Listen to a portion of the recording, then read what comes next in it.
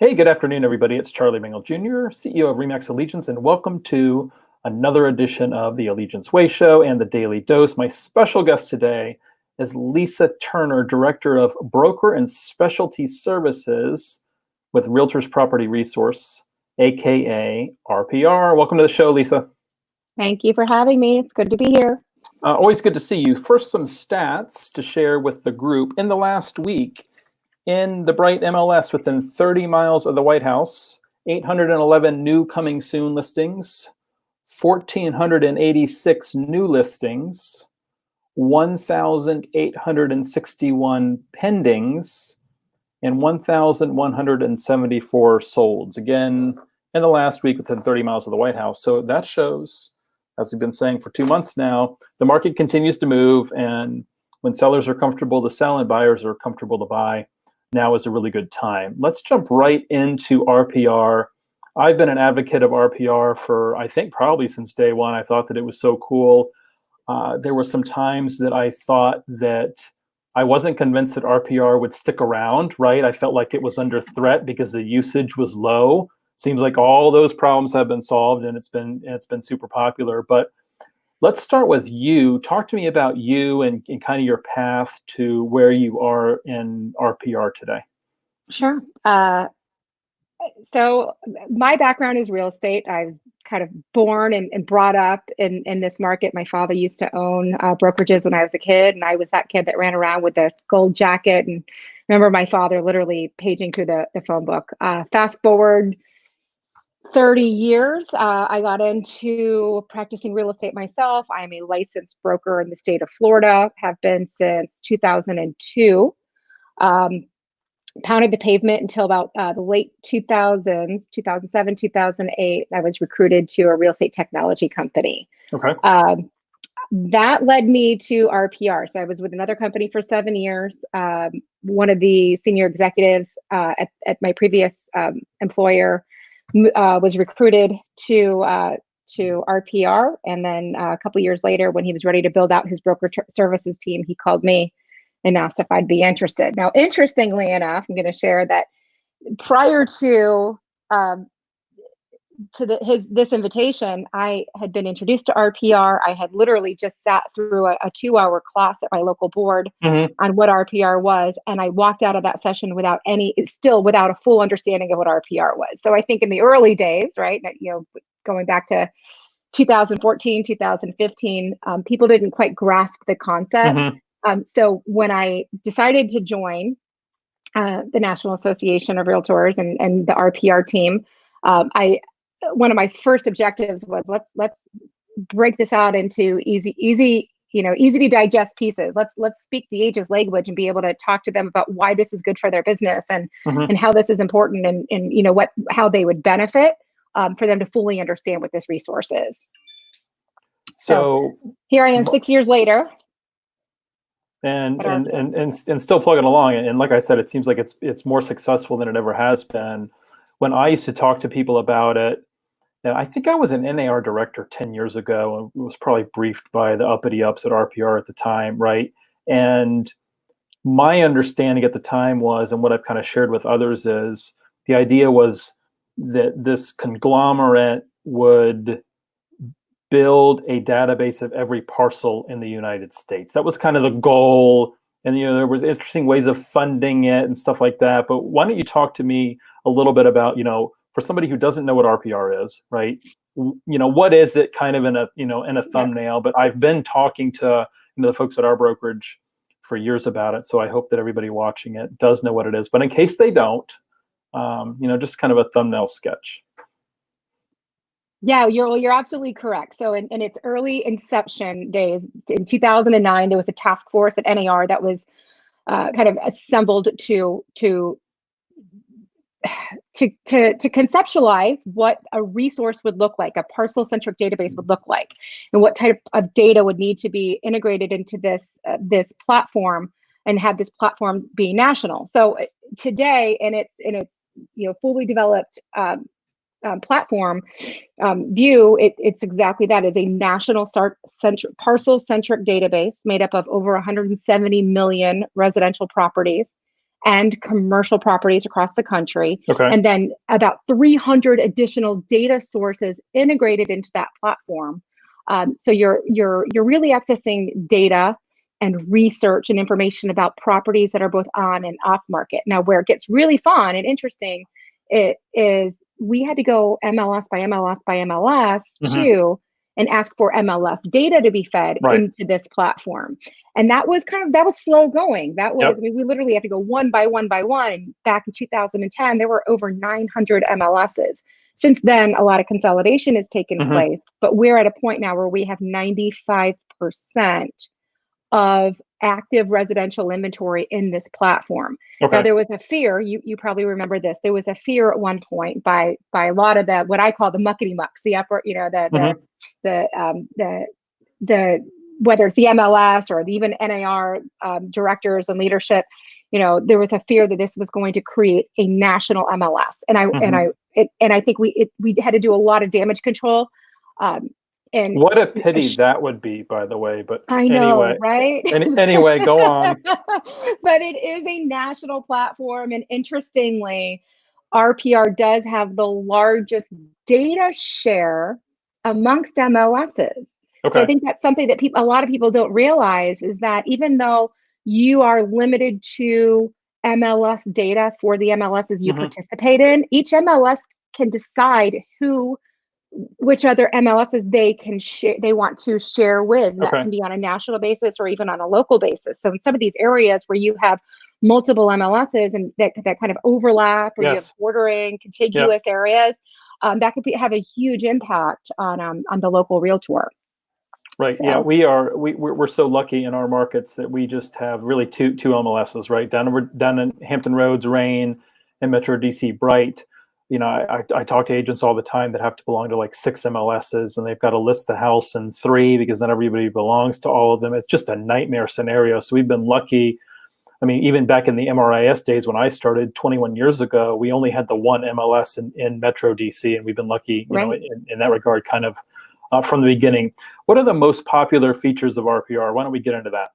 Oh gosh, I'm going to say that agents use RPR primarily for 3 key features. It's to search and research properties, and we've got amazing map functionality. I think the ability to search by various boundaries, whether it's a school boundary or neighborhood boundary. So the map functionality, the valuation tools.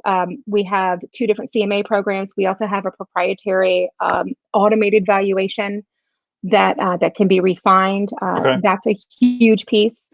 And then the reports. We have a suite of 8 reports. There are over 3 million reports generated annually. And these are reports that are designed for realtors to distribute and give to buyers and sellers and prospects, and whether you're using that to educate a seller about why they should reduce the price of their property, or whether you're using it as an objection handling tool, or even educating a buyer on everything they should know about a property they're considering.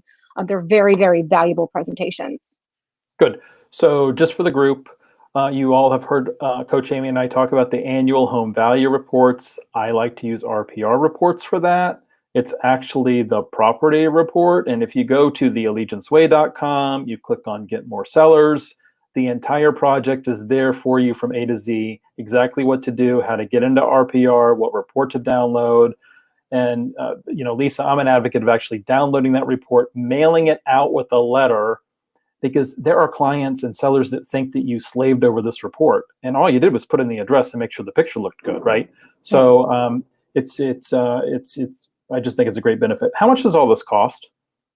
There's no cost. There's no cost. RPR is entirely funded through member dues. That budget's already been allocated. It's voted on every 3 years. There's no additional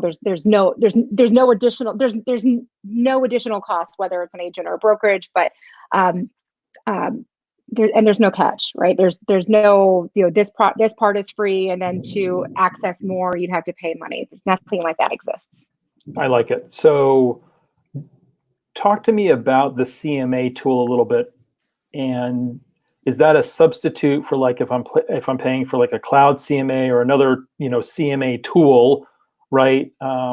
do some agents use RPR for their CMAs, period, and that's the tool that they use? So as director of broker services, I work with the largest brokerages across the country. We've had companies that have stopped paying licenses to other companies like Cloud CMA in favor of RPR, because not only does RPR deliver what those other companies are delivering it, they're delivering it in a format that's easier to use, and the end results nicer. So there are two versions of the CMA in RPR. There's a kind of like a quick and out the door approach where you could have a CMA in just a couple minutes, click a button, validate the details of the property, make any changes that you need to, maybe public records, missing bedroom count, and the bedroom count.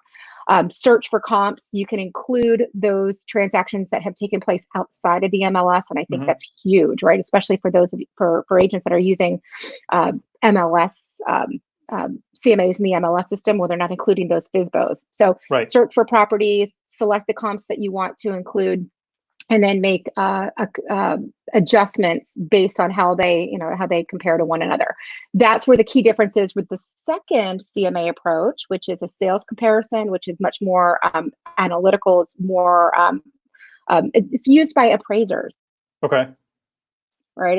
It's actually appraisers sit on the board of RPR and have collaborated to provide a more detailed type of CMA. Maybe you have to. It's for those of you that want to have. Be able to manually adjust the values for the various improvements of a property. So much more detailed approach. Either way, both create a very professional presentation that can be included in a seller's report or included in just what's called the valuation workbook. And that's for any on or off market property. Okay, cool. So it's free. There's lots of tools, right? The annual home value report, I think, it's just critical that we send everybody in our sphere one of those once a year. And then when you send it out, it makes for an easy call. Hey, did you get my package last week? And they'll be like, oh yeah, thanks for putting that together, right? And then the CMA piece. Something else that I've always we are having a heck of a storm here. I don't know if you can hear the thunder. It's sunny on the West Coast. See the sun coming in? I know. Yeah, you had it this morning, and now I'm getting it.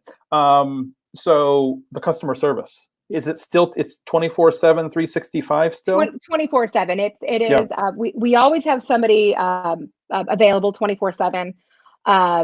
The type of support that they provide is obviously limited after hours, overnight. But you can reach our customer support department through a chat feature. You can email them or you can call them. Awesome, very good. And what's so also what's great, I think I always like to point out, they're located in Omaha, Nebraska. We don't outsource it. We actually own our own call center. In fact, they are now handling all of the calls for NAR. I think it's really important. I think for anybody, if you've ever called into NAR for, especially now with questions, how is COVID-19? How what type of resources are available? That's our team, and NAR just started using them less than a year ago. Interesting. They're great. Yep. Maybe I'm a new agent. Maybe I'm not. I just haven't used this before. How do I get started? It's narrpr.com. narrpr.com, or you can download the mobile app by visiting the App Store or Google Play. In order, you need to create an account. And to create an account, you're going to need two pieces of information. You need your NRDS number. So you need to be a dues-paying member of NAR. And then you need your member ID or username for your MLS. So, for example, my MLS, I use my NRDS number. So it's that one piece of information I need twice. So we need to validate that you're a user of both. So just create a button, create account. It'll walk you through a short 1-minute wizard and get you started. Okay. If you don't know how to get to If you don't know how to get to your NRDS number, what do you do? If you don't know how to get to your NRDS number, so there's a few different ways you can get your NRDS number. Number one, if anybody gets that Realtor magazine, I wish I had it here to hold up. On the label of your Realtor magazine, the publication that comes from NAR, the very top of the label, you'll see the NRDS number. You can contact our help desk. They can look it up for you. And there's also a lookup feature on our website, so narrpr.com. There is a lookup feature. Okay, and you were saying something else before I interrupted you. If you're new to RPR, what I would encourage you to do is visit our blog. So write this down, blog.narrpr.com. Maybe we can write that into the live comments, Yep, it's over there right now. Yep. blog.narrpr.com. We have so many resources. There's a short 3-minute video that you can watch getting started. If you go to the training resources, we have everything broken down into bite-sized pieces, video tutorials, and lesson. It's really a lesson-based approach that breaks it down. There's one that's called Getting Started with RPR. So I would encourage you to start there, and then participate in some of the live webinars. Love it. What's new, or what's surprising, or both? All right. So the coolest thing, and this is something I still get goosebumps explaining this, mailing labels. Okay. Think about it. We have this entire database of a parcel-centric database. We've got public records data within the RPR platform. The #1 requested feature by agents over the last 10 years has been mailing labels. Okay. So we were really excited to introduce that at the end of last year.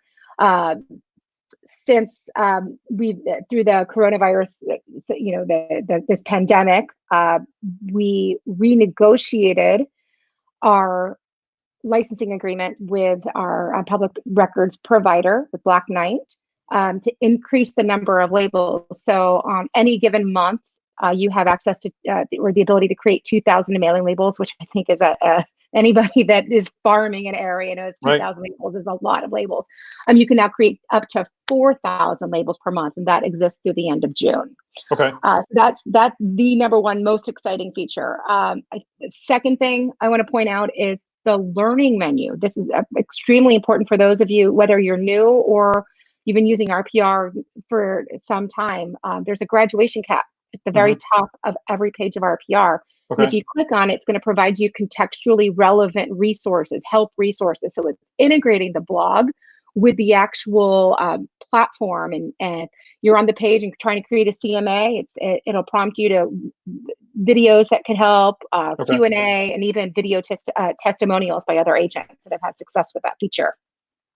All right, cool. Agent success stories or brokerage success stories.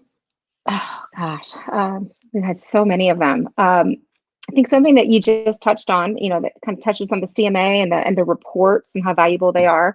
You made a comment that some of them are long, but the reality is that it makes it look like you've done a significant amount of work. Yes. I'll never forget. I met an agent down in Naples, Florida, who had come up to me and he said, "Oh my gosh, I got to tell you that I lost a listing recently for $1 million property. I lost a listing, and the seller had shared with him the only reason why he didn't list with him was because he didn't provide him enough research, that he didn't research enough, that he didn't give him enough information." So he said from that moment on, he's provided a seller's report and given it to every potential seller. Now, those seller's report can be up to 85 pages. You can customize them. So if you think 85 pages is overkill and you don't want to give that much, that's fine. You can limit the amount of data that's included. But he said from that moment on, he's created a seller's presentation and report for every potential seller, and he never lost a listing after that point. And this is a top agent in Naples. So that's a cool one. Another agent in Sarasota, another one of my favorites, is a gentleman by the name of Greg Center. He is a waterfront property expert. He had a very successful open house, probably, right off the bat, had 20 couples come through this open house. He wasn't able to really engage all of them.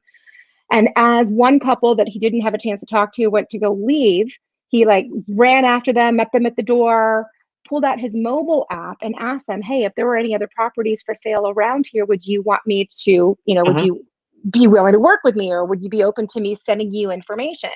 Opens up his mobile app, and right away in the mobile app, it automatically shows you right off the bat, as soon as you open that app, how many new listings there are in the market. And you notice there's a house directly across the street had just come on the market. And he says to them, "Oh gosh, the house just across the street just came on. There's no sign outside. I'm not sure if they had no idea." Brought them back into the house. They were so impressed with his ability to access that data in such a quick fashion that not only did they go see and put an offer in on the house across the street, they decided to list 2 additional waterfront properties with him. So what I call the Hail Mary of Right. just running after someone at the door, using that mobile app, netted him over 5 million in sales. Wow.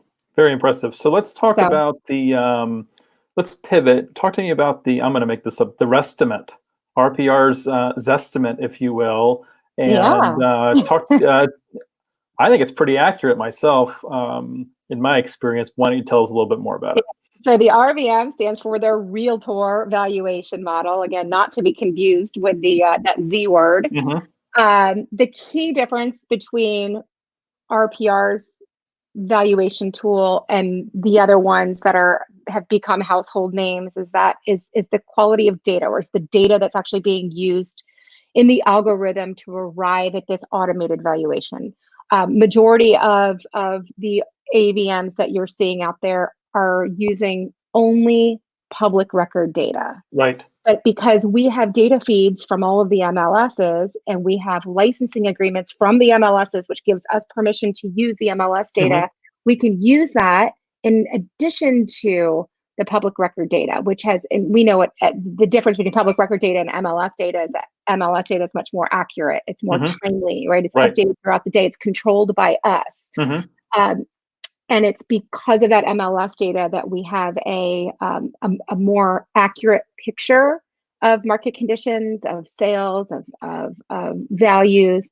And in fact, the proof is really on how often we are accurate. The RVM will come plus or minus 10% of the actual sales price, about 93% of the time, where the national average for the Z word is only about 65% of the time. So there's a huge difference. That difference is accuracy. Talk to me about, so how often are those estimated values updated? Once a month. They're updated once a month. Something RPR is really incredibly transparent. That's one of the things that I appreciated the most as a realtor. What I appreciated the most is how transparent. So any time you visit a property within RPR, again, on or off market property, you're going to see that estimated value. You're going to see that RVM. You're going to see a confidence score. How confident are we? Anywhere from 1 to 5 stars. That the value that's being displayed is plus or minus 10%. And then there's a link there. There's a date that shows when it was last updated. And then there's a link that you could click on to actually see all of the properties that our algorithm used to generate that value. Right. So some agents look at that as a CMA. I don't personally, but we're going through the same motions. The system is doing it automatically. That's why it's referred to as an AVM. You also have the ability to refine that RVM within the platform. There's refinement tools. Again, the RVM is in place solely for realtors to have pricing discussions. It's a quick view at, if this property were to sell, what would it sell for? It's not, it has empirical data, but it's meant for you or for the realtor to have better pricing discussions with their customers. And often, I'm going to say all the time, nobody knows a property better than the realtor. A computer doesn't know a property. A computer's never walked into the property. So there are tools that the agent has to refine the value, maybe improvements that the homeowner made. Maybe they put a brand new kitchen in. Maybe there are needed improvements. My husband and I bought a new house a couple years ago. It needed a new roof. We factored that into the value that we offered. Maybe it's based on market conditions. So there's these tools that allow you to refine that value, change what we have said initially the value is, and then use that to help a seller decide what price to sell their property, or even help a buyer decide what to offer and pay for a property. I like it. If anybody's got any questions for us, now would be the time to put them in the comment box. Kind of parting thoughts, anything else that you want to add today, Lisa? Oh gosh, I spent a lot of time the last few weeks following along podcasts and listening to various individuals in our marketplace just talking about market conditions. I've sat through 2 presentations with Lawrence Yun, the chief economist for NAR, and I guess if there's one thing that I want to leave everyone with is that it's going to get better, and this market is going to rebound. I mean, some of the stats that you were sharing at the beginning are fantastic. some markets are seeing the best numbers that they've ever seen. Right. And while this may be a hiccup, I really feel that we're in recovery mode. And so if there's anyone out there that's maybe a little disillusioned about what's happening, it's going to come back, and it's come back stronger. The real estate market's going to come back stronger than ever. I agree entirely, and I appreciate you sharing that. So I think that's about it. Let's All right. again, always good to see you. Thanks for taking the time Thank you so on a much. stormy Monday over here. I hope you have good weather and a great week, and we will see you soon. Take care. You Thanks. too. Thank you so much for having me.